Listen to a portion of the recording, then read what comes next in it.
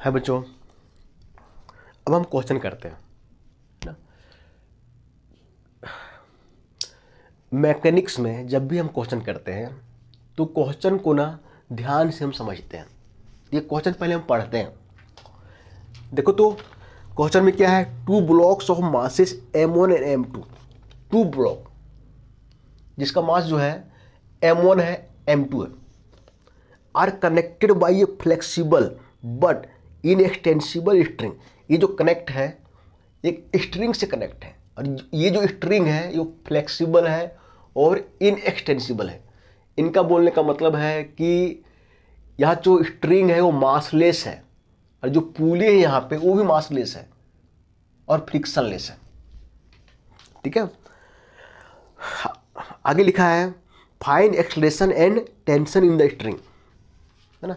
अब देखो तो ये ब्लॉक नीचे है, ये यहाँ पे है, ये जब नीचे आएगा तो ये इधर जाएगा तो एक एक्सेलरेशन होगा, है ना।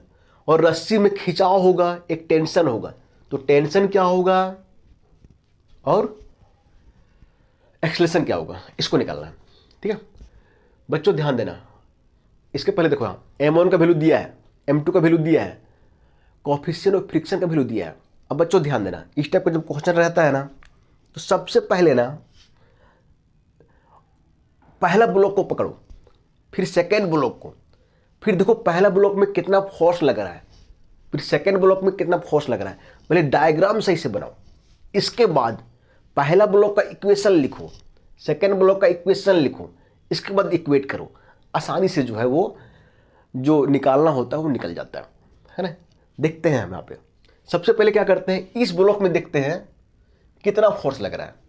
देखो तो ये ब्लॉक सरफेस पे है तो सरफेस की वजह से नॉर्मल फोर्स लगेगा ऊपर की तरफ, ऐसे ऐसे लगेगा ना।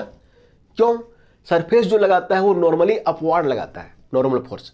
अब देखो तो यहां पे m1 है, अर्थ का जो सेंटर है वो भी तो खींचेगा, एक वेट लगेगा, वेट देखो नीचे लगेगा m1 g, है ना। अब देखो तो ये दोनों फोर्स बराबर होगा। क्यों, क्योंकि ये m1 जो है ना ऊपर जाता है ना नीचे आएगा, है ना। ये सरफेस पे है ना तो दोनों फोर्स क्या होगा, बराबर होगा। तो हम लिख सकते हैं n बराबर m1g, है। अब देखो जो m2 है इसका भी मास है, इसकी वजह से क्या होगा, ये इधर की ओर आएगा और ये इधर की ओर जाएगा, है ना। इसकी वजह से क्या होगा, इसके पास एक एक्सेलरेशन होगा इधर की ओर, और इसके पास भी एक एक्सेलरेशन होगा इधर की ओर। जो एक्सेलरेशन होगा वो सेम होगा, इसका भी सेम होगा, इसका भी सेम होगा, है ना। अब देखो इसमें से क्या है, दो फोर्स है, एक ऊपर एक नीचे। देखते और फोर्स निकलता है क्या, और फोर्स निकलना चाहिए। अब देखो तो जब ये आगे चलेगा तो ये सरफेस इस पे फ्रिक्शन लगाएगा, फ्रिक्शन फोर्स। और फ्रिक्शन फोर्स कैसा होता है, ऐसा ऑपोजिट, ये चलेगा इधर, फ्रिक्शन फोर्स इधर लगेगा, है ना। अब देखो स्ट्रिंग है, इसमें टेंशन लगेगा। अब टेंशन जो है हर जगह सेम होगा। और बच्चों हम बताए थे, ध्यान करो, कि जब मास अगर ब्लॉक लेते हैं ना तो ब्लॉक के नियर यहां पे अगर हमको टेंशन दिखाना है तो जस्ट हम अवे दिखाते हैं ऐसे, और यहां पे टी मान लेते हैं। देखो इसमें कितना फोर्स है, 1 2 3 4, 4 फोर्स है ना। अब देखते हैं इसमें कितना फोर्स लग रहा है ना। इसमें देखो तो m2 है, नीचे वेट लगेगा, और वेट का फॉर्मूला क्या होता है, mg। तो यहां पे क्या होगा, m2g। स्ट्रिंग है, स्ट्रिंग फोर्स लगाएगा। और हम बच्चों बताए थे अगर मास है, मास के सामने जो टेंशन का डायरेक्शन जो होता है वो ऑपोजिट होता है, ऐसे टी अवे होता है। ठीक है बच्चों, अब क्या करेंगे हम, ब्लॉक 1 में कितना फोर्स लग रहा है, ब्लॉक 2 में कितना फोर्स लग रहा है, उसको हम लिखेंगे और इक्वेशन निकालने का प्रयास करेंगे। सबसे पहले हम ब्लॉक m1 में देखते हैं। यहां पे सबसे पहले देखो तो n बराबर mg, n बराबर mg, यहां पे m1g है ना। m1 का वैल्यू कितना है 10, तो n बराबर क्या हो जाएगा 10g हो जाएगा, है ना। अब देखो बच्चों, ये जो है ना इधर जा रहा है, इधर इधर कौन सा फोर्स लग रहा है? टेंशन। इधर कौन सा फोर्स लग रहा है? फ्रिक्शन, है ना। तो इधर का फोर्स ज्यादा है, इधर कम है, तो रिजल्टेंट फोर्स जो होगा इधर की तरफ होगा, है ना। तो रिजल्टेंट फोर्स लिखते हैं हम टी, क्या करेंगे? इधर का फोर्स टी माइनस इधर क्या लग रहा है? Force of friction, T minus F R force of friction बराबर क्या होगा? मास इंटू एक्सलेशन, m1 ये मास m1 और एक्सलेशन ये क्या हो गया? न्यूटन्स का सेकेंड इक्वेशन पढ़े थे ना, F बराबर एम ए, रिजल्टेंट फोर्स बराबर एम ए, ये हो गया रिजल्टेंट फोर्स, और ये जो बराबर होगा वो एम ए के बराबर होगा, हाँ m1 ए के बराबर, ठीक है। अब बच्चों आगे चलते हैं, T minus friction of force, F R क्या होता है? म्यू एन, है ना, यही तो होता है फ्रिक्शन फोर्स का फॉर्मूला। एन क्या है? मेरा नॉर्मल है। अब देखो नॉर्मल यहां पे क्या है? 10 जी है ना, तो नॉर्मल जो ये इसके बराबर है, तो यहां पे देखो टी माइनस म्यू एन की जगह लिखे m1g बराबर m1a, टी माइनस देखो म्यू का, देखो म्यू का कितना वैल्यू दिया है? 0.25, और m1 का कितना है? 10 है, दोनों को रखोगे यहां पे तो आएगा 2.5, है ना। 10 इंटू 0.25 2.5, और फिर g बराबर इधर m1 का वैल्यू क्या है? 10 है, यहां पे ये, है ना। इसको देखो t माइनस 2.5g बराबर 10 है, इसको इक्वेशन नंबर 2 मान लो, और इसको हम 1 माने थे, ठीक है। ये हो गया ब्लॉक m1 में। अब हम देखते हैं ब्लॉक m2 में कितना फोर्स लग रहा है। देखो तो इसमें नीचे वेट है, ऊपर टेंशन है, दो ही फोर्स लग रहा है ना।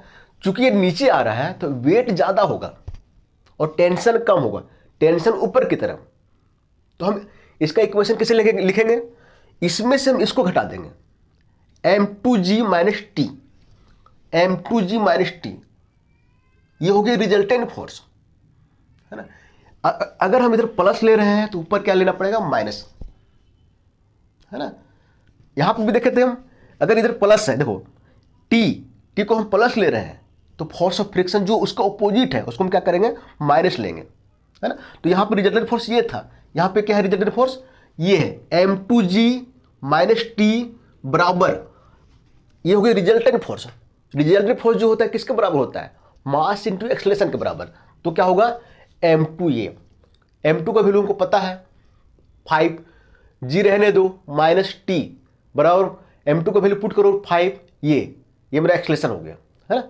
अब देखो दो इक्वेशन ऐसा आ गया जिसकी सहायता से हम एक्सलेशन निकाल सकते हैं, टेंशन निकाल सकते हैं। देखो तो एक इक्वेशन ये, एक इक्वेशन ये, यहां पे क्या है?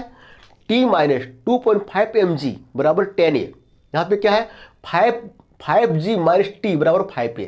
एक काम करते हैं, दोनों को हम ऐड कर देते हैं, 2 + 3, है ना। अब ऐड करोगे तो t minus 2.5g plus 5g minus T बराबर 5a प्लस 10a, है ना। अब देखो t और t कट जाएगा, plus T minus T cut जाएगा, 5g में घटाओगे 2.5g तो क्या बचेगा? 2.5g बचेगा, और 5a प्लस 10a 15a, है ना। अब देखो ये यहां पर रहने दो, ये बराबर क्या होगा? 2.5, ऐसे हो जाएगा ना। देखो तो ये बराबर 2.5g बटे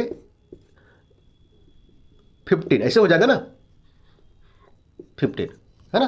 तो यही हम लिखे, देखो यहां पे 2.5g का वैल्यू 9.8 और 15 से डिवाइड कर दो तो मेरे क्या आ जाएगा? एक्सलेशन। इसको कैलकुलेट करोगे तो आता है 1.63 एक्सलेशन, है ना। तो यूनिट क्या होगा? मीटर पर सेकंड स्क्वायर, ठीक है। ये मेरा निकल गया। अब क्या निकालना है? टेंशन निकालना है ना। हम टेंशन जो है कहीं से भी निकाल सकते हैं, यहां से भी निकाल सकते हैं और यहां से भी निकाल सकते हैं, है ना। एक काम करते हैं, ए का वैल्यू निकल गया है ना।